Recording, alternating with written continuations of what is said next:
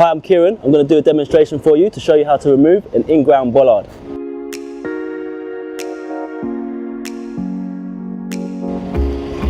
Alright, so first you put the key in like this. You turn it a quarter of a turn and slowly twist the bollard. Just a quarter of a turn again. And you lift it out like this. Just be careful, do it slowly. You can keep the key in there, just make sure the key stays up like that so the lock doesn't fall down. And then you put it back in like this.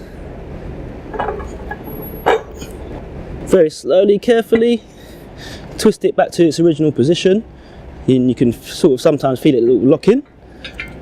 And then you turn the key, quarter turn back. Just give it a little test just to make sure that it's still in. And that's it.